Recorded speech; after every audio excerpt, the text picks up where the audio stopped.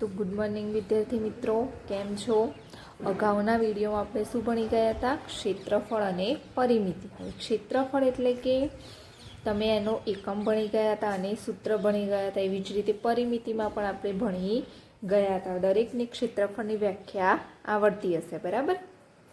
તો આજે આપણે ચોપડીમાંથી આ પાઠની શરૂઆત કરવાના છીએ. પાઠનું નામ છે કેટલા ચોરસ. હવે તમે પેજ નંબર 34 પર જુઓ. તમારે આપેલું છે ચેપ્ટર નંબર 3 કેટલા ચોરસ. હવે તમે અહીંયા જોઈ શકો છો કે તમારે એક લંબચોરસ આપ્યો છે.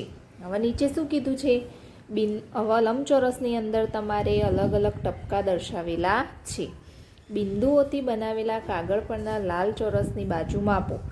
આવા 12 ચોરસ વડે અલગ અલગ પ્રકારના જેટલા પણ લંબચોરસ બને તે દોરો. હવે અહીંયા તમારે શું કરવાનું છે કે 12 ચોરસ વડે અલગ અલગ લંબચોરસ બનાવવાના છે. આ બોક્સમાં જેટલા લંબચોરસ બને એટલા તમારે પ્રયત્ન કરવાનો છે. તો અહીંયા જુઓ મેં દોર્યા છે.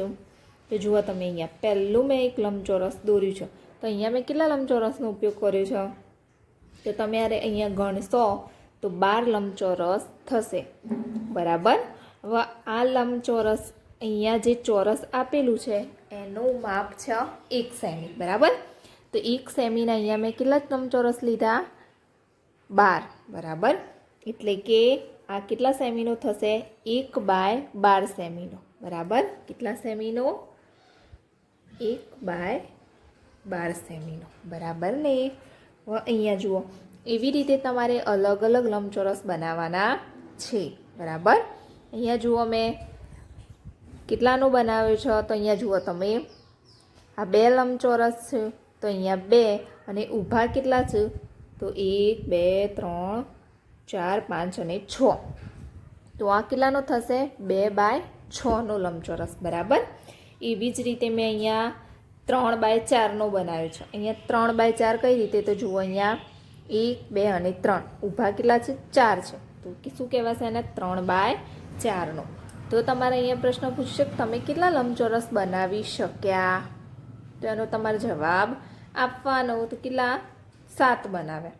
હવે અહીંયા જુઓ, તમારે એક લંબચોરસ આપ્યું છે. હવે શું કીધું છે? દરેક લંબચોરસ 12 સમાન ચોરસમાંથી બન્યા છે. તેથી દરેકનું ક્ષેત્રફળ સરખું છે, પરંતુ તેની હદની લંબાઈ અલગ અલગ છે. હવે હદની લંબાઈને તમે શું કહેશો? પરિમિતિ, બરાબર? તો હવે જુઓ, કયા લંબચોરસની પરિમિતિ સૌથી વધારે છે? આમાંથી તમારે શોધવાનું છે કે કયા લંબચોરસની પરિમિતિ સૌથી વધારે આવી છે. હવે કીધું છે કે કયા લંબચોરસની પરિમિતિ સૌથી વધારે છે. તો તમારે આમાં તમે અલગ અલગ લંબચોરસ દોર્યા, બરાબર? અહીંયા જો અમે 1/12નું દોર્યું, પછી 3/4નું, 2/6નું. એવી રીતે તમારે દરેક લંબચોરસની પરિમિતિ શોધવાની અને એમાંથી તમને ખબર પડશે કે કયા લંબચોરસની પરિમિતિ સૌથી વધારે છે, બરાબર? તો અહીંયા આપણે હવે શોધીએ. પહેલી શોધીએ 1/12 લંબચોરસની પરિમિતિ. તો જુઓ અહીંયા લખવાનું તમારે 1/12 સેમી લંબચોરસની પરિમિતિ. હવે તમે પરિમિતિનું સૂત્ર ભણી ગયા છો. શું થાય? લંબાઈ વત્તા પહોળાઈ વત્તા લંબાઈ વત્તા પહોળાઈ, એટલે કે 2 લંબાઈ વત્તા પહોળાઈ. તો હું એનું અહીંયા સૂત્ર લખું છું, 2 લંબાઈ વત્તા પહોળાઈ. હવે 2, એની લંબાઈ કેટલી છે? તો આમ કેટલા ચોરસ છે? 12 ચોરસ છે. તો એ એની લંબાઈ કહેવાય. વત્તા અહીંયા એની પહોળાઈ. તો અહીંયા કેટલું છે? આ 1 સેમીનું છે, બરાબર? એની પહોળાઈ કેટલી થશે? 1 થશે. હવે બરાબર 2 લખવાના. 12માં 1 ઉમેરો તો કેટલા થાય? 12 ને 1 13. હવે 13 દુ 26. તો આની પરિમિતિ કેટલી આવી? 1/12 સેમીના લંબચોરસની 26 સેમી. એવી જ રીતે હવે આપણે બીજો લંબચોરસ જોઈએ. બીજો કેવો છે લંબચોરસ? તો આની શોધીએ આપણે 2/6ની પરિમિતિ. તો એમાં પણ આ જ સૂત્ર આવશે. તો લખી દઈએ 2. હવે લંબાઈ કેટલી છે એની? આની આપણે 2/6નો અહીંયા લંબચોરસ છે, બરાબર? તો તમે જોઈ શકો છો એની લંબાઈ કેટલી છે? 6 સેમી. 1 2 3 4 5 6. આમ છે એ લંબાઈ છે એની 6 છે, વત્તા પહોળાઈ. તો આ કેટલા સેમીના છે? એક ચોરસ 2 સેમી, 1 સેમીનું છે. તો અહીંયા કેટલા ચોરસ છે? 2 છે. તો એ 2 સેમીનું છે. બરાબર. હવે સરવાળો કરીએ. 6 ને 2 8 થશે. તો હવે 8 દુ કેટલા થાય? 16. તો 2/6 સેમીના લંબચોરસની પરિમિતિ કેટલી આવી? 16 સેમી. હજી આગળ શોધીએ 3/4ની. 3/4 લંબચોરસની પરિમિતિ. તો 2. હવે 3/4ની લંબાઈ શોધીએ આપણે. બરાબર. તો લંબાઈ કેટલી આવશે? તો જુઓ અહીંયા 1, પછી આ 2, 3 અને 4 એની લંબાઈ છે. તો કેટલી છે લંબાઈ? 4 સેમી છે. હવે એની પહોળાઈ જોઈએ. તો 1, 2 અને 3. તો 3 સેમી છે. બરાબર. હવે 4 ના 3 કેટલા થશે? 7 થશે. 7 દુ 14 સેમી. તો આની કેટલી આવી? 14 સેમી. હવે તમારે અહીંયા પ્રશ્ન પૂછ્યું છે કે કયા લંબચોરસની પરિમિતિ સૌથી વધારે છે? તો હવે તમે જોઈ શકો છો કે 1/12ની સુધી, 2/6ની અને 3/4ની. આ ત્રણમાંથી તમને કોની પરિમિતિ સૌથી વધારે લાગે છે? તો તમે જોઈ શકો છો કે 26 સેમી એ કયા લંબચોરસની છે? 1/12 સેમી લંબચોરસની. તો આની પરિમિતિ વધારે આવશે. 1/12 સેમી લંબચોરસની પરિમિતિ સૌથી વધારે છે. કયા લંબચોરસની પરિમિતિ સૌથી ઓછી? તો હવે જોઈ શકો છો અહીંયા આપણે શોધ્યું. આ ત્રણમાંથી કઈ ઓછી લાગે છે તમને? તો જુઓ 3/4 લંબચોરસની, કારણ કે એની કેટલી છે? 14 સેમી છે. તો એની કેટલી આવશે? કયા લંબચોરસની પરિમિતિ ઓછી? 3/4 સેમીની લંબચોરસની પરિમિતિ સૌથી ઓછી છે. બરાબર. ખબર પડી ગઈ ને? સરસ. તો હવે આપણે આગળ જોઈએ. ખબર પડે ને સૂત્રમાં કે કઈ લંબાઈ કહેવાય, કઈ પહોળાઈ કહેવાય. સરસ. લંબાઈ અને પહોળાઈ તમારે યાદ રાખવાની કે કોને લંબાઈ કહેવાય, કોને પહોળાઈ કહેવાય. બરાબર. આ જે આપી છે શું કહેવાશે? એની લંબાઈ. ઊભું હોય લંબાઈ કહેવાય, અને આવી રીતે જે આપ્યું હોય શું કહેવાશે? એની પહોળાઈ. બરાબર. તમે આ 1/12ના લંબચોરસમાં જોશો તો એમાં લંબાઈ કઈ થશે? લંબાઈ કઈ થશે?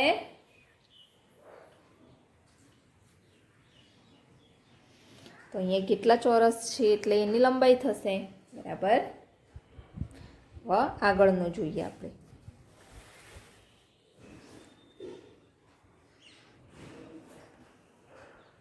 હવે અહીંયા જુઓ તમે શું આપ્યું છે? તમારે ટિકિટનું માપ આપ્યું છે.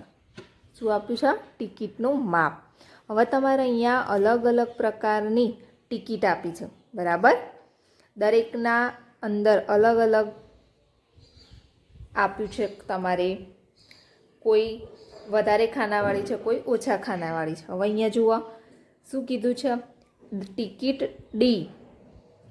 અહીંયા અલગ અલગ ટિકિટના નામ આપ્યા છે, ABCD એવી રીતે. બરાબર. હવે અહીંયા શું કીધું છે કે ટિકિટ એ દ્વારા 1 સેમી બાજુવાળા કેટલા ચોરસ ઢંકાય છે? હવે તમારે અહીંયા શું કીધું છે? આ A નંબરની ટિકિટ છે. A નંબરની ટિકિટમાં 1 ચોરસ આપ્યું છે એ કેટલા સેમીનું છે? 1 સેમીનું છે. અહીંયા તમે જોઈ શકો છો કે આવી રીતે ચોરસ આપ્યું છે એ કેટલા સેમીનું છે? દરેક ચોરસ 1 સેમીનું છે. એવી રીતે તમારે અંદર ગણવાના છે કે 1 સેમીના કેટલા ચોરસ ટિકિટ એમાં સમાયેલા છે. બરાબર. તો હવે આપણે અહીંયા 2 રીતે શોધી શકીએ. શું કરવાનું? તમારે આના બધા જ ખાના ગણી કાઢવાના. બરાબર. તમે એ રીતે પણ કરી શકો, અથવા તો અહીંયા જુઓ તમે ઊભા પહેલાં ખાના ગણી કાઢીએ આપણે. સોરી, આડા ખાના. તો 1, 2, 3, 4, 5 અને 6 છે. કેટલા છે? 6. હવે આ ઊભા ગણીએ તો 1, 2 અને 3. કેટલા છે? 3. હવે આ બંનેનો ગુણાકાર કરો તમે તો 6 તરીકે કેટલા થાય? 18. તો ટિકિટ એ દ્વારા 1 સેમી બાજુવાળા કેટલા ચોરસ ઢંકાશે? તો 18 ચોરસ ઢંકાશે. બરાબર. અને ટિકિટ બી દ્વારા કેટલા? તો હવે આપણે બીમાં પણ એવી રીતે શોધીશું. જેટલા ચોરસ દોર્યા હોય એટલા ઉપર લખવાના. અહીંયા કેટલા છે? 2 છે. તો 2 ઊભા કેટલા છે? 4 છે. આ બંનેનો ગુણાકાર કરો તો કેટલા થાય? 4 દુ 8. તો ટિકિટ બી દ્વારા કેટલા ચોરસ ઢંકાશે? 8. હવે શું કીધું છે? કઈ ટિકિટનું ક્ષેત્રફળ સૌથી વધારે છે? હવે તમારે જોવાનું છે એ અને બી ટિકિટમાંથી કઈ ટિકિટનું ક્ષેત્રફળ સૌથી વધારે છે. તો તમે એ તો જોઈ શકો છો કે અહીંયા એનું કેટલું આવ્યું? 18 આવ્યું અને આનું કેટલું આવ્યું? 8 આવ્યું. તો બંનેમાંથી વધારે કોનું છે? એ ટિકિટનું. તો એ ટિકિટનું ક્ષેત્રફળ વધારે છે. આ ટિકિટ 1 સેમી બાજુવાળા કેટલા ચોરસને ઢાંકે છે? હવે ટિકિટ એ 1 સેમી બાજુવાળા અંદર કેટલા ચોરસ ઢાંકે છે? તો આપણે હાલ શોધ્યું કેટલા ચોરસ ઢંકાય છે? 18. તો અહીંયા લખવાનું 18. સૌથી મોટી ટિકિટનું ક્ષેત્રફળ કેટલું છે?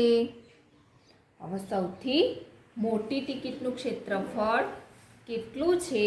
હવે ક્ષેત્રફળ શોધવા માટે શું કરવું પડે? તો એનું પણ આપણે સૂત્ર જોઈ ગયા હતા, બરાબર. તો અહીંયા જુઓ, ટિકિટ આ કેવી છે? ટિકિટ લંબચોરસ છે. હવે લંબચોરસનું ક્ષેત્રફળ શોધવું હોય તો એનું ક્ષેત્રફળનું સૂત્ર શું થાય? લંબાઈ ગુણ્યા પહોળાઈ થાય. તો આપણે ટિકિટ એનું ક્ષેત્રફળ શોધવાનું છે, લંબાઈ ગુણ્યા પહોળાઈ. તો હવે તમને ખબર હોવી જોઈએ કે લંબાઈ કોને કહેવાય?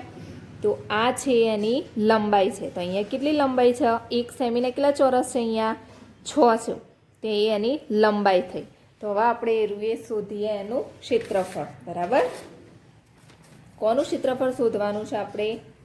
ટિકિટ એનું ક્ષેત્રફળ, બરાબર. કારણ કે આ બંનેમાંથી સૌથી મોટી કઈ ટિકિટ છે? તો ટિકિટ એ છે. તો એનું શોધીએ તો અહીંયા લખવાનું ટિકિટ એનું ક્ષેત્રફળ, બરાબર. હવે ટિકિટ એ કેવી છે? લંબચોરસ છે. તો લંબચોરસનું ક્ષેત્રફળ શું થાય? લંબાઈ ગુણ્યા પહોળાઈ. હવે આપણે જોઈ ગયા કે લંબાઈ કોને કહેવાય? તો આ એની લંબાઈ છે. અહીંયા કેટલા સેમીની છે? 6. અને પહોળાઈ 3. તો કેટલી થશે આની? 18. પણ હવે તમારે એનો એકમ કયો લખશો તમે? આપણે ભણી ગયા હતા કે તમારે આકૃતિમાં જે એકમ આપ્યો હોય એ જ એકમ લખવાનો. અહીંયા તમને માપ શેમાં આપ્યું છે? સેમીમાં. તો આપણે લખીએ અહીંયા ક્ષેત્રફળ શેમાં આવશે? ચોરસ સેમી. તો ટિકિટ એનું ક્ષેત્રફળ કેટલું આવશે? 18 ચોરસ સેમી, બરાબર. બીજું જોઈએ હવે કે કઈ બે ટિકિટનું ક્ષેત્રફળ સરખું છે.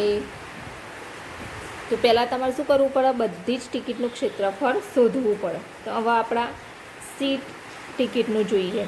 તો જુઓ અહીંયા 1 2 3 એની લંબાઈ 3 છે, અહીંયા પહોળાઈ 2 છે. તો આનું કેટલું છે? 3 દુ 6 થશે. એવી રીતે ડી ટિકિટ જોઈએ તો 1 2 3 4. તો આનું કેટલું છે? 4. અને 1 2 3 આનું 3 છે. તો આનું કેટલું થશે? ક્ષેત્રફળ 4 તરી 12. એવી રીતે ઈનું શોધીએ. અહીંયા 2 છે, અહીંયા પણ 2 છે. તો 2 દુ 4. હવે એફનું જોઈએ. 1 2 3 લંબાઈ 3 છે, પહોળાઈ કેટલી છે? 1 2 3 4. તો 4 તરી 12 થશે.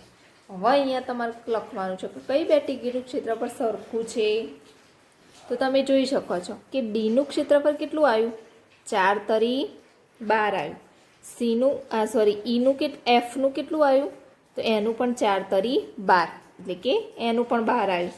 તો કઈ કઈ ટિકિટનું ક્ષેત્રફળ સરખું આવ્યું? ડી અને એફ. ચલો, દરેક ટિકિટનું ક્ષેત્રફળ કેટલું છે?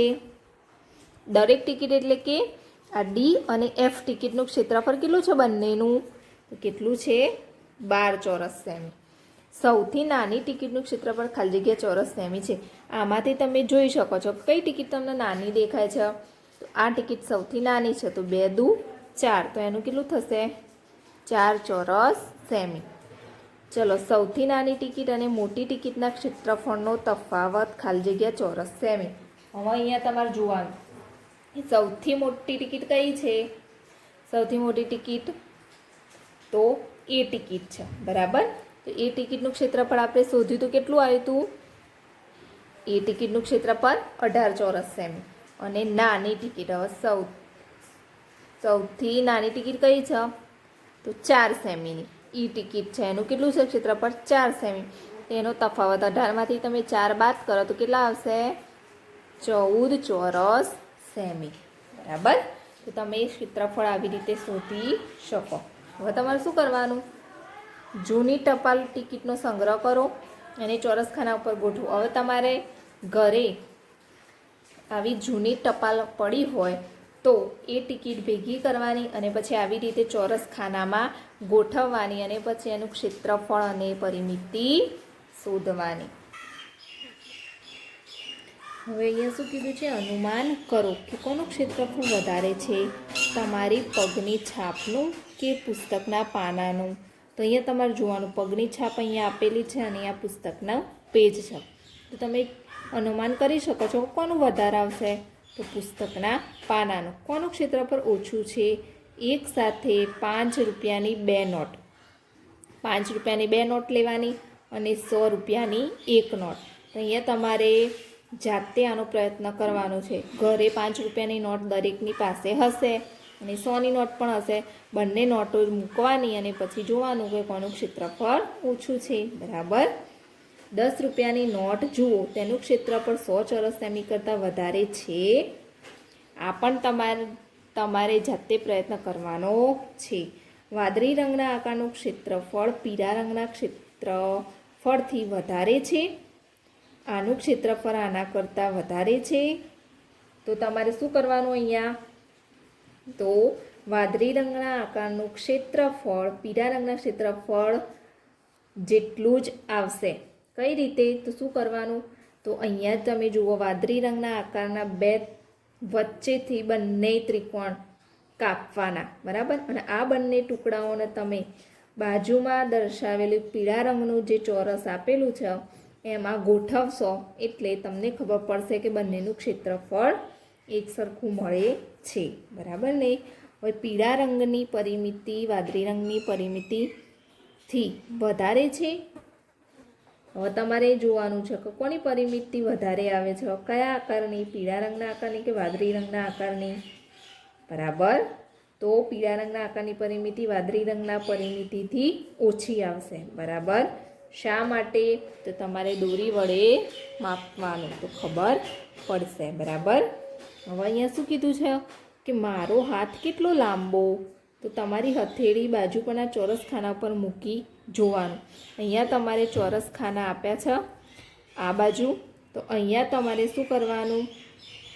આવી રીતે હથેળી મૂકવાની અને પછી નક્કી કરવાનું. તમે કેવી રીતે નક્કી કરશો કે કોની હથેળી મોટી છે, તમારી કે તમારા મિત્રની? એ તમારે જાતે નક્કી કરવાનું છે. અહીંયા તમારે દોરવાનું. બરાબર. હથેળી મૂકીને અને પછી તમે જોશો તો તમને ખબર પડશે તમારી હથેળીનું ક્ષેત્રફળ કેટલું છે અને મિત્રની. બંનેનું તમારું પહેલાં જોવાનું અને પછી મિત્રની હથેળીનું ક્ષેત્રફળ જોવાનું. તો તમને ખબર પડી જશે. બરાબર.